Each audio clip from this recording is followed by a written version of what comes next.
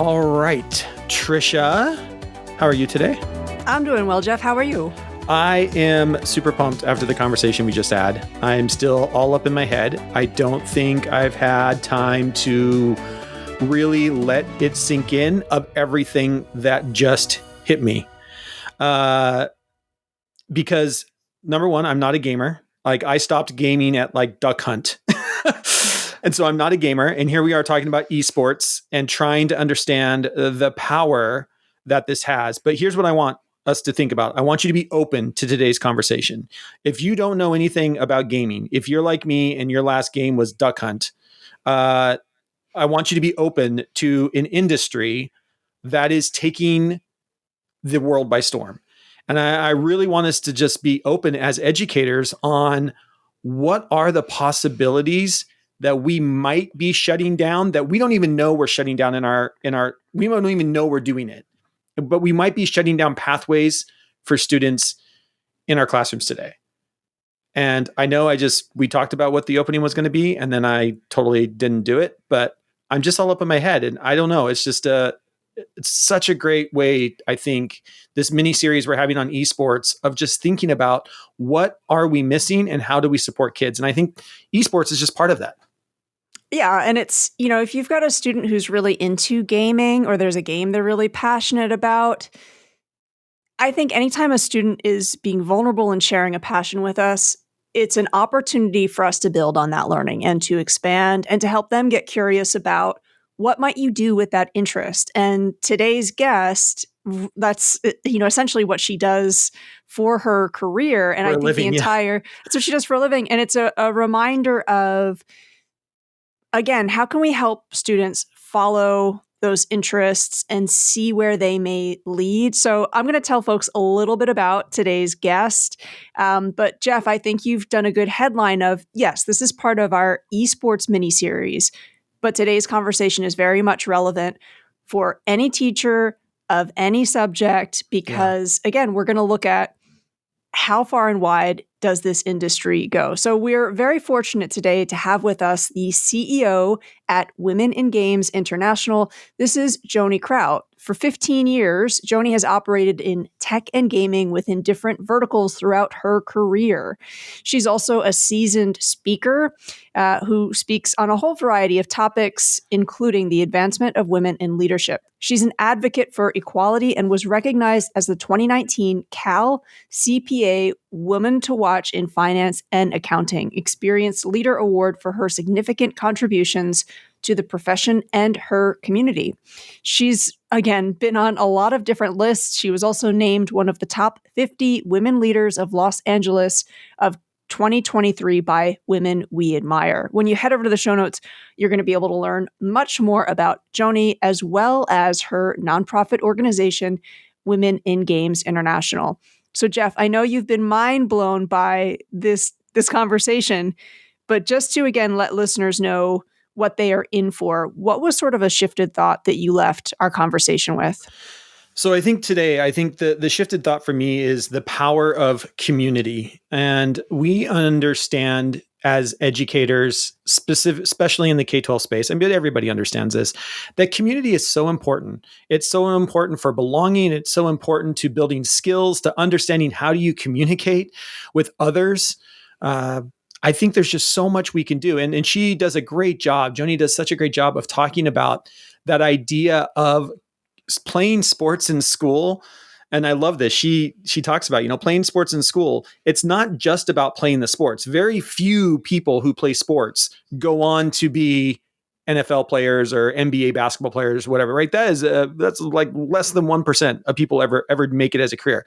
But there's so many other things that you learn in playing sports. As somebody who played sports clear through college, right? The ability to make teams, to lead teams, to be the raw person, and at the same time know that you need to step back and let other people lead. There's so many things that you learn in playing sports. And the esports community is very much the same thing. If we have esports in our schools, how are we supporting kids in understanding? How do you create relationships in a community? How do you move forward as one? How are you inclusive in everyone? And I think the thing that just, I think, blows my mind more than anything in this conversation is her passion about being inclusive. This idea of there are women gaming tournaments and boy gaming and men gaming tournaments, or tournaments and girl tournaments. And she's really big and an advocate for saying, like, no, there just needs to be a tournament. We need to stop segregating and we need to be more inclusive. And I think that's such a great message for all of us. And I know in schools, that's what we're doing. We're trying to be more inclusive in everything we do. And what if esports is the community that we can really foster inclusivity? That's number one. Number two, the thing I think that comes out, she talks about her story growing up and not having access to technology to even know that these things were available. I've said it once, and I will continue to say this with every school that I work with. Technology is an equity issue. We need to have programs like this in our school so that students have the access to be able to understand what they have in front of them. I was just working with a school district last week who we were talking about this. They are a very rural school district. They have students who live where there is no cell phone access, where there is no internet. The only place that these students would ever have access to know that there is such a thing as ChatGPT, or there's such a thing as eSports, that these are pathways and programs that other kids, the only place that these kids have access to that is in the school. When we talk about equity in school, we have to be talking about equity access via technology. It's an equity issue. And I think that comes through in today's conversation as well, is how are we making sure that we are equitable in what we're allowing students to do? And I think the last thing, and it's still blowing my mind because, again, I'm not in it. I don't know. It's an entire industry. This esports thing is an entire industry. Like, there's scholarships at the university level. And even here at community colleges, you can get a scholarship to go into esports at community college. And you start thinking about, okay, well, these are pathways for kids to go to university and have a full ride scholarship in some kind of esports capacity. And so I think it's just this idea of there's a community out there. And to your point, please don't skip this episode because you're just like, I don't want to learn about esports. It's important for us to know, even if it's not your thing, right? It's not going to be my thing. I loved my duck hunt and I'm done. I don't own a gaming system. I'm all right. But it's important for us to be open to these conversations and understand where our students are spending time and making sure that we're preparing them for their future and not our past. And I know that's really long-winded, but it's so important for us to have these conversations, to be thinking about what is being said and what am I doing in my classroom to support this, and making sure that I'm not just shutting down kids when they say, when I grow up, I want to be a gamer. I think that's the biggest thing that I get out of today's episode. So I'm a little stunned still, which is good because it's a shocking episode. But before we get to this amazing conversation, here is a quick word from today's show sponsor. We'll get back to our interview in just a moment. But first, I want you to imagine this. It's 4:05 p.m. on a Thursday afternoon. As you're walking down the hall, you can hear a buzz of excitement coming from the computer room a few doors down. You pop your head through the door, and you find a group of students all huddled together, engrossed in what seems to be a team strategy session. Leading the session in the middle of the group, you recognize a student that you might have never pictured as a natural leader before. They're preparing for an upcoming esports match against another international school from a neighboring country. This story began with two former international school students, Elliot and Jonas, who shared a love for gaming. From separate continents, they connected, gamed, and dreamed. That dream is Daigon Esports. Along the way, they met David and Gary, who previously founded an activities management platform and worked with over 500 international schools across 60 countries for many years. Together, the Daigon Esports team is not just ready, but raring to bring the excitement of esports right to your campus and help your school write its esports success story. Daigon delivers a secure, structured environment for your students to passionately pursue gaming. They offer an exhilarating yet educational experience within a closed, secure network tailor-made exclusively for international schools. Whether you're just exploring or ready to set up your own esports club, Daigon has you covered. From enlightening staff about esports to aiding in positioning an esports team as a tangible option, Daigon serves as the one-stop solution for all your esports needs.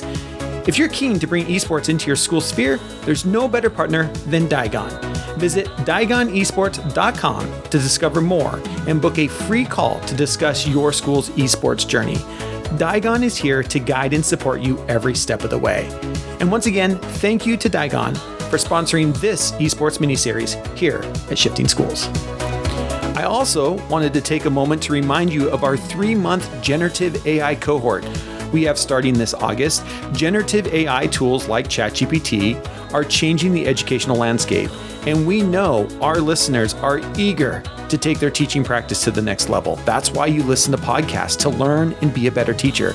And that's why Tricia and I created the 3-month generative AI cohort. Now here's what you get. From August to October, for 3 months, we're inviting you to embark on a transformative journey with our 3-month generative AI cohort. Immerse yourself in a world of AI-powered education, unravel its wonders, and unleash its potential right in your classroom. We will be holding a monthly live webinar that will be tailored to your unique questions and needs, providing live interactions that support you and your learning journey. Each month, you'll receive a generative AI resource ready to implement in your teaching, pushing the boundaries of traditional methods and engaging students in the learning process while building skills they will need for the future of work. We will keep you updated with the latest news and development in the AI landscape, plus share a curated list of new innovative AI tools to keep you at the forefront of educational technology. Our goal is to geek out on AI so you don't have to. Explore new and time-saving integrations with our monthly AI-powered prompts designed to spark innovation and invite experimentation with your students in the classroom. And of course, you will be able to connect, collaborate, and share what you are trying and how it's going with your cohort peers, and have unlimited access to Tricia and I through our dedicated Slack space. But here's the catch. We are limiting this cohort to just 50 participants. This is to ensure that we can meet individual needs and offer personalized learning experiences to every one of our members. So don't delay. You're going to want to be a part of this cohort. Enroll today and ride the wave of AI-powered education with Shifting Schools. All you have to do to register is go to shiftingschools.com to secure your spot. And remember, all podcast listeners can save $25 by using the code SSPOD25 at checkout. That's SSPOD, SSPOD 25 at checkout. Thank you for that, and we hope to see you in the cohort. Now let's get back to our conversation about esports and education. All right, and with that, here is Joanie, the CEO of Women in Games International, talking about everything that they provide and support in the gaming industry. And with that, on with the show.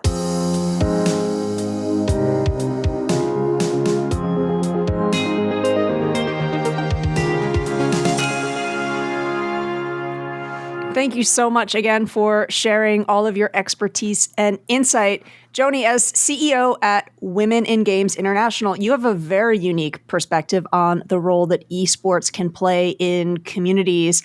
I'm wondering if we can start off our conversation with you telling listeners about how you initially became interested in esports and how the work that you do is creating just so many different future pathways for young folks who are also interested in a potential future career in the esports industry. Absolutely. Thank you so much for having me. I really appreciate the opportunity. I kind of accidentally fell into esports. So I started off working as a newspaper reporter, and I was really interested in just kind of using stories and kind of collecting data along the way to create a narrative to get facts out there.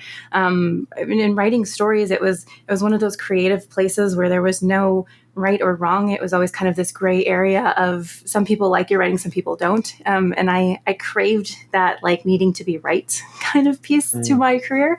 And so I actually started leaning into the data piece. And so I actually switched into accounting and data analysis. And so and getting more into the economic side of things and just wanting to use that data that a lot of people found to be really overwhelming to tell stories and to predict the future and to create a narrative that other people might miss just by looking at a huge spreadsheet. And so it was sort of through that I ended up really leaning into tech and finance. And a lot of times I was the kind of that bridge between the tech team and the finance team, where, you know, the tech team wanted to move forward with a new innovative platform or idea, and the accounting team was still sort of used to the paper and pencil aspect of recording.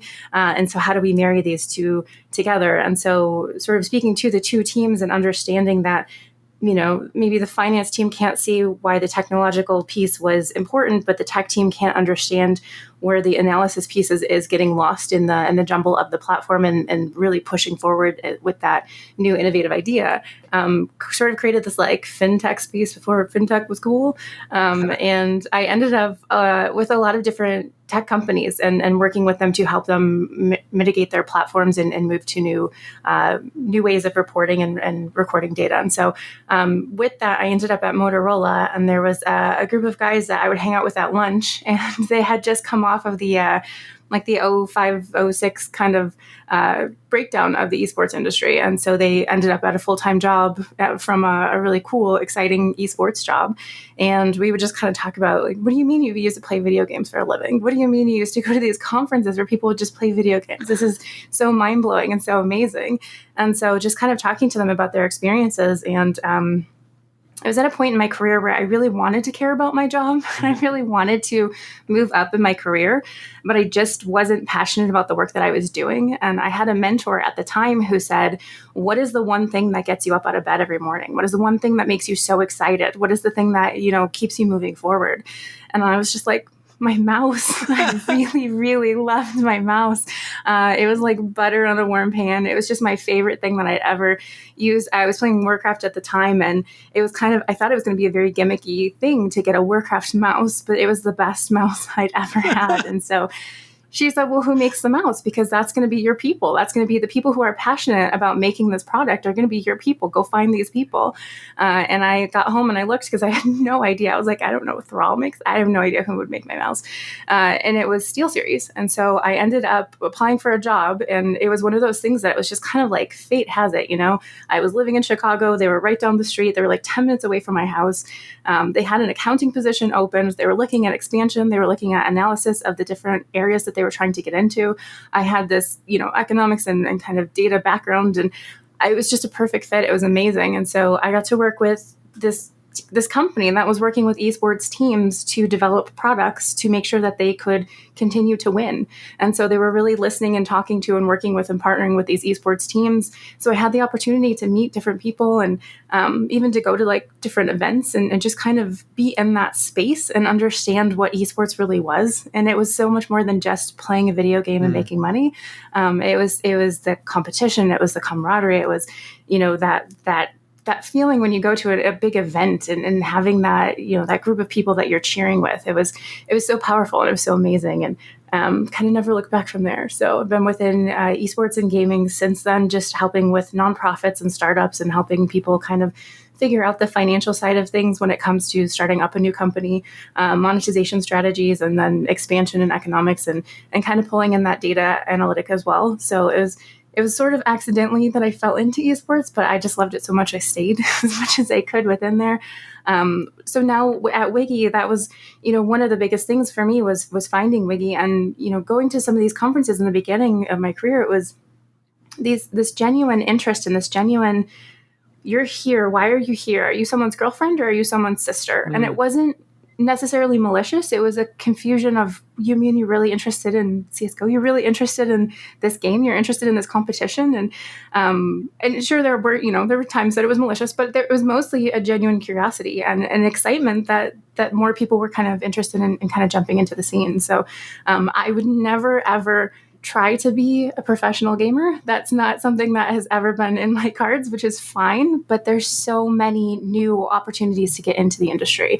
And so that's kind of where we're focused at WIGI, is creating those opportunities to see those extra spaces and see and understand all of the pathways into esports and gaming. So, you know, everything from a lawyer to a chiropractor to a data analyst to economics to just every single pathway into esports. It's a full industry, and it's not just pro players being amazing. There's owners and there's so many different aspects. And so that's kind of how we're trying to pull in more DEI, is just show those opportunities and create access to those opportunities. Well, I love that your story was accidental, because I think it's a perfect example of just, we're hearing more and more that it's very common for people to have multiple jobs in a career and be having pivots within an industry. And, part of why we wanted to invite you on was really to help teachers understand the esports industry is, as you said, we're not just talking about professional gamers. That's one aspect of many, many, many, many multiple avenues. And I love that you came into it, and now your work is really helping others make their pathway too. And I know we're going to talk about the role of mentorship that your organization plays, but that's a great story and a great reminder. If you're a teacher of business or economics or entrepreneurship, like, what a great industry to look at. So thanks for sharing that personal journey with us. Yeah. And I mean, as the CEO of Women in Games International, can you maybe talk a little bit more about what do you do? What is kind of your mission and your vision over there? And how are you what kind of things what doors do you help open for others? Absolutely. So I grew up very poor. So I grew up in a trailer court in the middle of a cornfield in Illinois. And so access to opportunity and access to resources was very, very limited for me. When I wanted to use a computer, I would have to ride my bike to the library. And it was also the idea that if I broke the library computer, I don't really know what that would even cost. So I kind of steered away from sort of technology in general, to be honest. And I would use the school computer and I would use the library computer, but that was sort of it. When I got to college, I realized that computers were essential. And so I had to get a computer, and I had to take a computer course to understand how to use it. And I had a friend at the time who was just like, you're taking this too analytical. You need to gamify this. You need to understand a computer, but you need to understand it in a way that you're going to relate to it.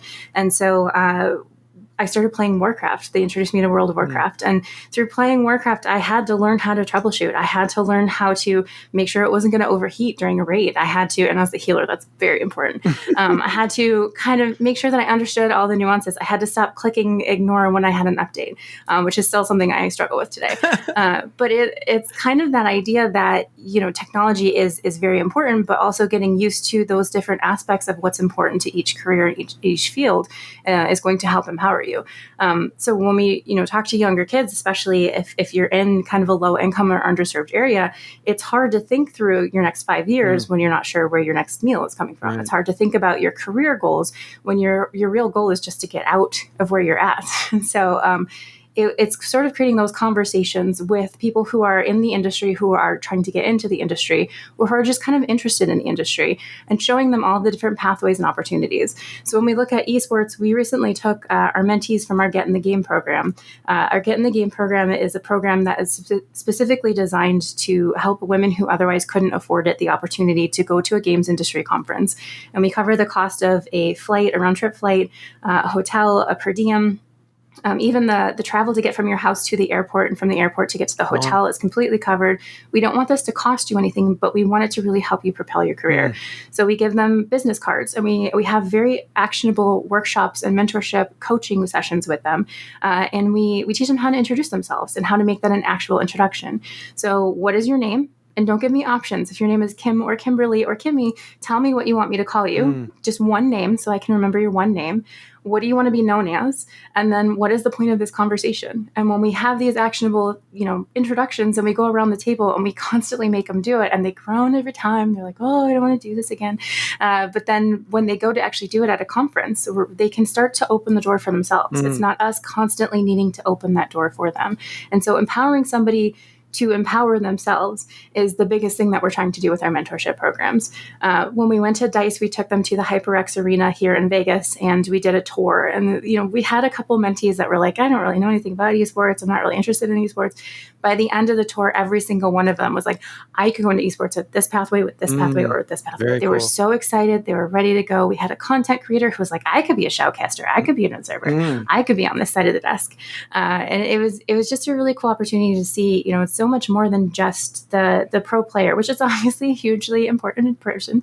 But there's three different levels of production. There's the camera person. There's team owners. There's so many other ways into the industry. So the biggest thing that we focus on with our mentorship is not just showing the different pathways in, but then creating an opportunity for you to learn more about each of those pieces. So a tournament organizer is very different than somebody who's running production. Both jobs are incredibly important, but if you're looking at event planning, a tournament organizer might be your jam. Mm-hmm. And so if you don't even know that that's an opportunity that exists, if you go into marketing because you think you like, we have a lot of people that think they want to be a community manager. And then the more we talk to them, we're like, you don't want to be a community manager. You want to tell a story about a brand. You want to be the person who's running the brand and who's driving that story and driving that narrative, which is very different than a community manager who's just kind of talking to the community and engaging with the community. So it's creating those access points and those opportunities to also learn more about each of the positions that are within the industry as well. And we were talking about, there's so many different pathways that a lot of teachers don't see as well. I do have 3 kids, and so my oldest is 16, and he's now running us through raids when I used to run through raids with him when we were pregnant. And so there's just a lot of learning. There's a lot of evolution that's constantly coming, and it's still a young industry. Although it's been around for a while, it's considered young compared to other industries. So there's still so many new opportunities. Instead of trying to fit yourself into a specific category or a specific title, figuring out what it is that you love, and then creating that opportunity within esports to create a career. Tell the company why they need you. Tell them what it is that you can do for their brand. Tell them what it is that you can do for them within esports, and create that new role is a huge opportunity. And we're constantly seeing that. There's a ton of new roles that even in the last 5 years have just kind of manifested, and through people just saying, hey, if I was here, I could be doing X, Y, and Z for you. So there's a lot of mentorship that goes into showing people that you can become whatever it is that you want to become within esports and gaming. And if you just know how to introduce yourself, if you just know how to self-advocate, if you just know how to create that conversation and create that opportunity for yourself. So here's one of the things I want to just break this down, because this, I think, for teachers is really, really important. For teachers, for parents, when we talk about esports, it's much like the same thing that we talk about. And I'm just going to use the NFL because most people can relate to, the National Football League here in America. Here's the thing, right? Not everybody can be a quarterback. And what it takes to actually run a team is a ton of different aspects. Like you said, you have a team owner. But we have kids. We already have pathways at universities to become sports medicine, right? Students who don't want to be the quarterback, but they want to be the person on the sideline helping the quarterback, being able to go through physical therapy. These sports all have, when you start thinking about any kind of sports, just affiliation, there are so many different avenues.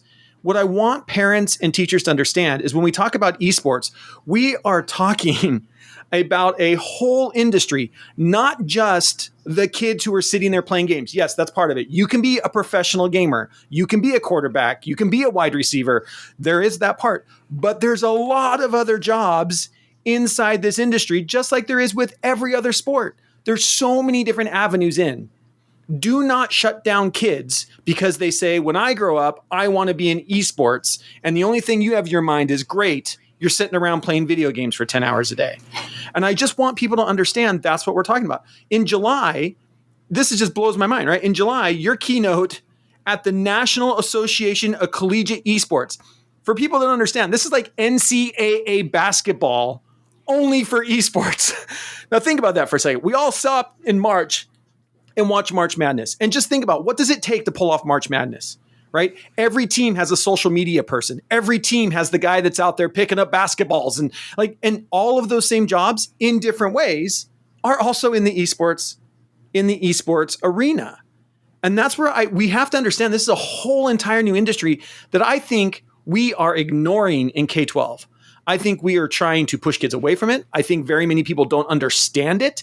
And when we don't understand something, we just say, hey, stop it. It's like 5 years ago when kids would say, hey, when I grow up, I want to be a YouTuber. And I had all these teachers going, Yeah, right, you do. And now people are making money creating YouTubes and TikToks and Instagrams, right? Like, it's just, we have to understand that the world is changing and there's new things coming around us. So here's one of the things I want to ask. Number one, what are the ages of your mentees? Like, do you get down into middle school, high school, or are these women or people in college and afterwards?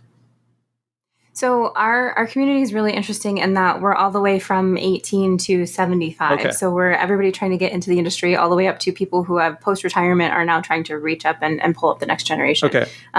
We do usually try to stay above 21 for most of our events, just because a lot of networking events do involve alcohol, and we just don't want to put anybody in a situation.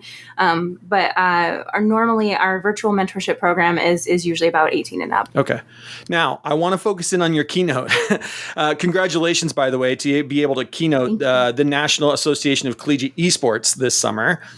But right now, as you're kind of preparing for that keynote, can you maybe talk about what are some of the key themes that you're hearing in the industry right now? What are some of the topics or questions that we as educators in K-12 need to be aware of, that you're going to be standing on stage, hey, look, here's the future. How do we start preparing students even earlier to prepare for these jobs that you can make money at, within a different industry? Absolutely. Yeah. And I've been working a lot over the last few years with Cal State University. And so it was creating that collegiate level of interest in trying to find ways and pathways. And like you mentioned, football, or if any sport really, football, basketball, if you play a sport in college, it's that camaraderie, it's that team, it's that coming together, it's that teamwork, it's that ability to work and get a project done. And that's really what you take away most of the time from college sports, because even, like you said, not everybody can be a quarterback. Not everybody goes on to a professional level of playing that sport. Esports is the exact same thing. So it's coming together with a bunch of, to be completely honest, we're a bunch of nerds. We're all just kind of coming together to play video games. It's probably a lot of theater kids that are super awkward, and we're just all kind of, trying to shoutcast and have a good time. And so it's creating that pathway by having the same facility, by having a football field, by having a basketball court. So we're creating these esports facilities within these colleges. So you can see everything from, you need to get partnerships. Partnerships is a huge piece in esports.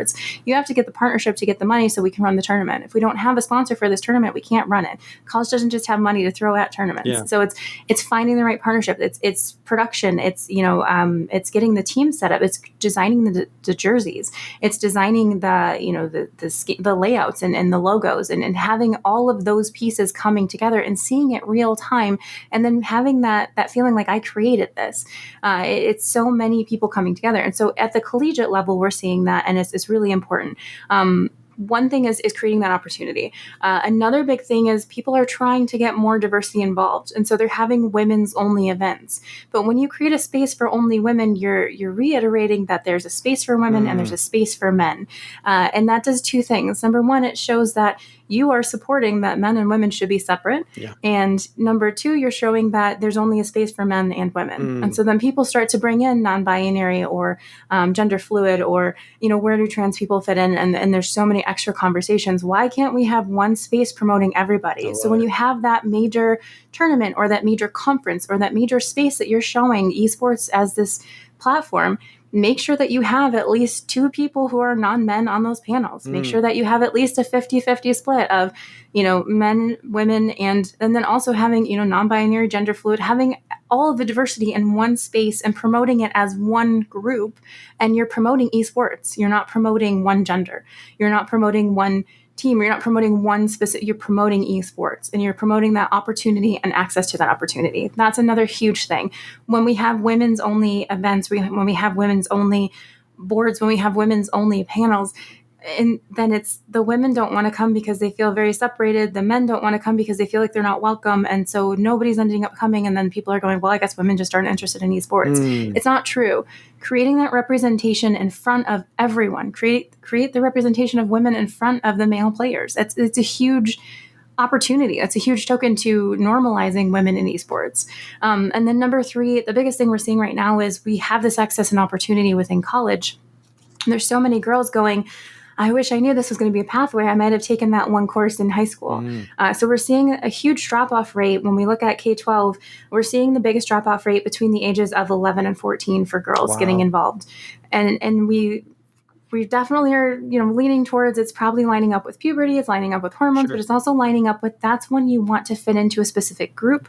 That's when you want to be seen in a specific way. And that's when you really care about your persona and how people perceive you. Yeah. So how do we make it so girls still want to be perceived as the smart girl, the nerdy girl, the girl who likes esports, the girl who likes gaming, and how do we normalize that? So creating that representation is also incredibly powerful. So when we have these groups at high schools, and it's I know there's an anime group at my son's high school, and it's almost like weird when a girl joins. It's like awkward. So how do we create a space where they're welcome to join these groups, where they can be part of the gaming groups? So I actually recently spoke at a high school talking about just the opportunity that there is in bringing more girls in and showing that representation. And we brought in some women who are in esports and said, This is someone who is a professional woman who's in esports, who's done the thing, who has a successful career. Showing that representation, creating that space is one of the most powerful things you can do, specifically in K-12, because there's such an influence in I see myself in a successful career as this person. I can see myself in this space. And that's one of the biggest things that we're seeing speaks to a lot of K-12 individuals. And so how do we maintain that conversation of it's not just a boys' sport? How do we maintain that conversation of you can be successful? And then speaking to kind of like what you were saying, when you give silly titles, or when you tell your parents I want to play video games or I want to be a YouTube star, they might kind of put that down. So how do we also maintain that conversation that this is a real career with the parents? And so having that parent involvement, having those conversations, there's a lot of great nonprofits that will do that. There's also a lot of just great conversations, but how can we do that at a school level? How can we do that at education level? And so when we have a basketball tournament and we have a cheerleading camp, why can't we have an esports camp? Why can't we have that same conversation with parents and let them know? And a lot of times technology is the barrier. So partnering schools with local facilities has been one of the most powerful things that we've seen to kind of work and to create that conversation. And then having those panels where the parents also show up. So the parent can see the child in that successful role, and creating that representation for the parent has also been really, really key. All right, Trisha, I think we need to go to our keynote in July. I would love to. Yeah, it sounds like I have no doubt it's going to be an amazing keynote, and I'm just so happy to hear too that you're getting into schools and you're talking to students, you're talking to teachers, because I think that representation piece is one part of it. The having folks who believe that you have the capacity, like they can see your future before you can see it, is so powerful. And that's, listeners will be sure to have the link to Joanie's organization, Women in Games International, that link there, because you can go and see what they're doing. And I love the emphasis that you have on mentorship. I think anyone we've had on the program who's talked about their journey into their career, they often talk about, that one person that helped them out. So teachers, I think, will be listening and are going to be fired up to, I maybe need to learn more about the esports industry, or I have that student who's really passionate about games, and how can I help them make the connection with that interest, that passion, and other careers? So for our listeners who are thinking, I want to either know more about the opportunities, or I want to know more about maybe where the industry is headed, or, you've also talked about skills. I love that it's seemingly simple, but actually really complex. How do you introduce yourself in a professional manner? Yeah, so huge. And how do you rehearse that so many times that, because you're right. The reality is, if you're introducing yourself in a high stakes moment where I have to make a good impression, it's so hard to do. So you need somebody to practice and rehearse that with you. In closing, what other advice would you leave for the K-12 educator community, so that, again, we really do take advantage of, here's an industry that's booming, that, as you have painted the picture, is a community that's really seeking to be inclusive. Mm-hmm.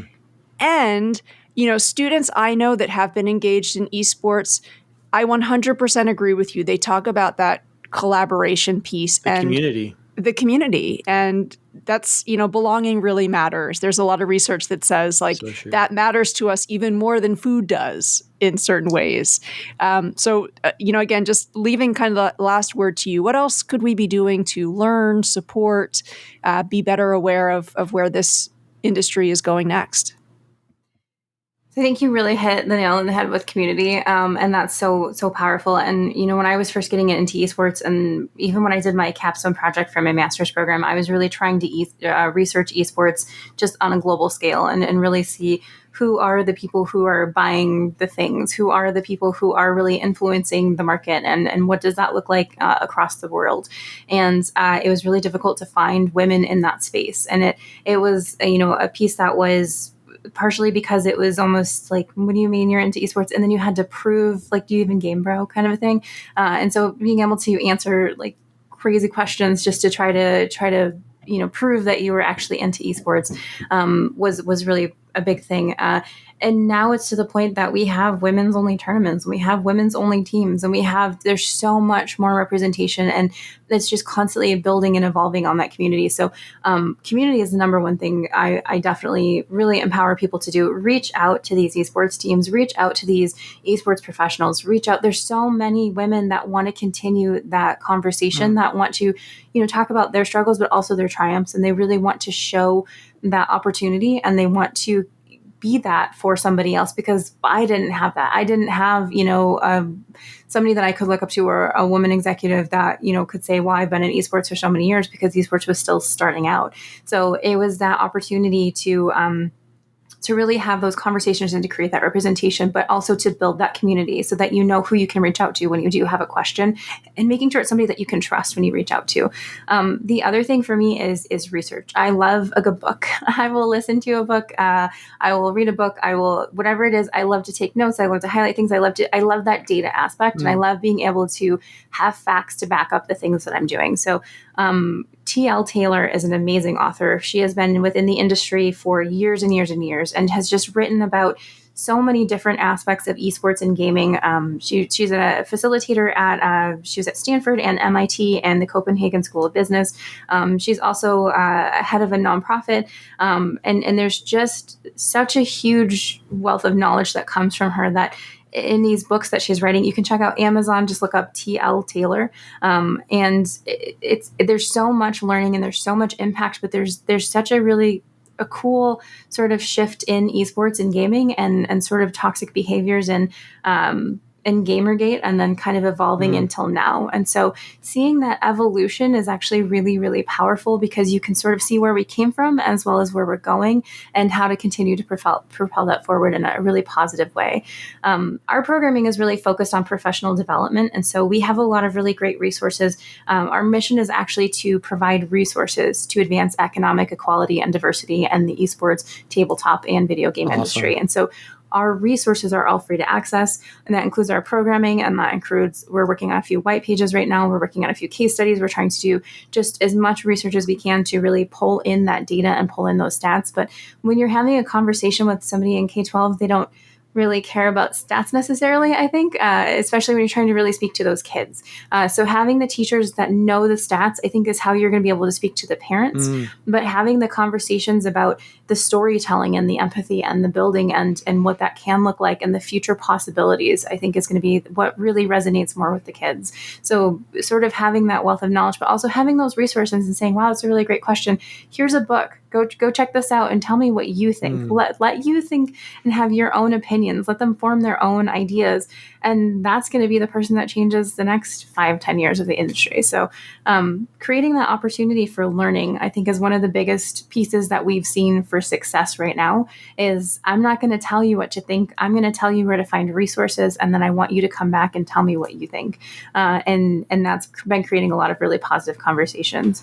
All of our programs are really based on the idea of, I wish I had known X at Y stage of my career, and how would that have completely transformed my career trajectory? And then creating those cheat codes, creating those panels or those workshops to teach that cheat code to the next generation, so that you don't have to go through that thing that I had to go through, because now you know exactly how to deal with it. So one of the biggest things we talk about is actionable allyship as well. So having an opportunity when you see something, say something is something that people will repeat all the time, but who do you say it to, and what do you say, and how do you approach it, and how do you approach it without being performative? And so we have a lot of workshops and just resources driven around actionable allyship and how to truly stand up for yourself and for others, and creating that space. And I think that's a huge piece as well within esports, is just creating that continued conversation of I don't like that, but how do I change it without trying to change a mind? I'm just going to change the way we approach the entire topic or subject. So that's sort of been a huge You know, Trisha, as she's talking, the only thing that's going through my head is we know right now a lot of schools are heavily focused on DEI work. And what if eSports is one of those avenues where you can start an eSports team in your school and talk about inclusivity and equity and diversity from the beginning, and talk about how it has to involve everybody and how do you talk to everybody and what does that mean? You know, so often, even still today in sports, you know, we've got the boys basketball team and the girls basketball team and the, you know, girls volleyball team. And we separate everything. And here you've got a sport where we don't care. We care about the community. We care about being together. We care about, of course, winning, but we also care about just producing a product because you're live streaming on Twitch and all the stuff that happens behind the scenes, right? We're creating a community that is supporting each other and doing what we love. And what if eSports can be that for your school in your talks about diversity, equity, and inclusion? Yeah, absolutely. And I think I also was just thinking as you were speaking, often students will be interested in the world of nonprofit work. And I'm thinking your organization is another great example to point them to. Just, for all of the schools that do have a world of work program, or, they bring in a panel to speak about their careers. I think, Joanie, you've really pushed us to make sure what are we doing with those opportunities to make sure that all students are seeing, futures that they are interested in, that are relevant to things that they care about, and also that we are not necessarily just replicating stereotypes, right? What are we doing to really make sure that a student leaves a world of work experience or a panel like that thinking, wow, I may never before have thought I could, and now I think maybe I can. I just think there's such power in that. So we hope that maybe we'll get to see some aspects of your keynote, via YouTube or something. Looking forward to hearing more about that and continuing to see the work that you do with Women in Games International. All of those links will be in the show notes. You mentioned that you do connect with K-12 schools. If someone is listening and thinking, oh, I would love to bring Joanie virtually to my school or in person to my school, how can they connect with you? Yeah, so everything is GetWIGI. So we are getwigi.com. We're GetWIGI on all social media. And then my email is just joanie@getwigi.com. So please reach out. We are always excited to create new conversations and opportunities. I really think COVID showed us that we can do so much virtually and still make a really, really powerful impact. So we're meeting with schools in different countries at 6 a.m. and that's totally fine. And we're meeting with domestic schools as well and just kind of having those conversations. So absolutely. I would love to work with anybody or to make a suggestion. We also have a really strong No Woman, No Panel initiative. So we won't support a conference that doesn't have at least 50% gender diversity. And so I know a lot of people too that are willing to speak and are interested in continuing that conversation as well. So it doesn't have to be me, but if you're interested in getting an introduction, just let me know and we can also continue that. Thank you so much. Awesome. Thank you so much for giving up some of your time. Joanie, the CEO of Women in Games International. We appreciate you being here on Shifting Schools, and we are excited to continue to follow. And if there's anything we can do to support too, please do let us know. Again, this is an industry that I think is already impacting K-12, and I think is going to continue to impact K-12 going forward. And I think we have to get in front of it, or at least start to embrace it. If nothing else, let's just start by embracing it in our schools, the cultures and communities that these kids have already created, and how do we use those to foster the work and create the people we want in the world. So thank you so much for your time. Really appreciate it. And we'll chat again later. Thank you so much for having me. If you missed out on our sold out 3-month generative AI cohort that started this month, don't worry, you can join our new cohort starting this September. So we hope that you join us from September through November and embark on a unique 3-month transformational journey hosted by myself and Trisha.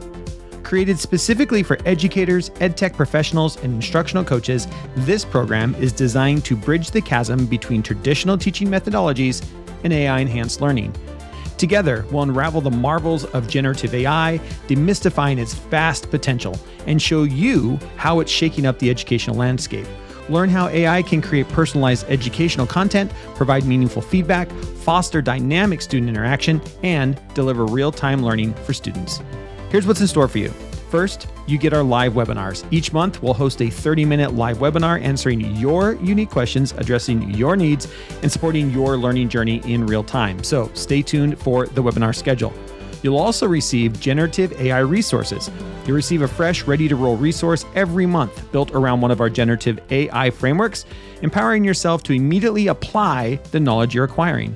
Of course, you'll also get monthly updates and news reviews. Stay in the know with our concise review of the most critical updates and news items impacting education in the world of AI. Also, you'll get a list of curated tools, explore cutting-edge AI tools handpicked by us for their relevance in modern classrooms. It's time to revolutionize the way we teach.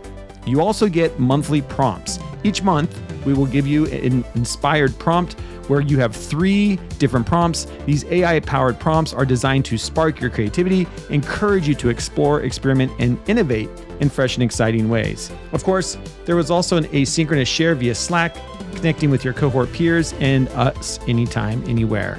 Our optional Slack space offers a perfect environment for continuous knowledge sharing, feedback, and collaboration. To ensure that we're able to address each individual's needs and create a tailor-made learning experience, we're capping the cohort once again at 50 participants. So, what are you waiting for? Join us on this extraordinary journey. Let's revolutionize education together, one AI tool at a time. We expect this cohort to sell out fast as well, so don't wait and book your spot today. And remember to use that code SSPOD25 at checkout to save $25. Hope to see you in the cohort.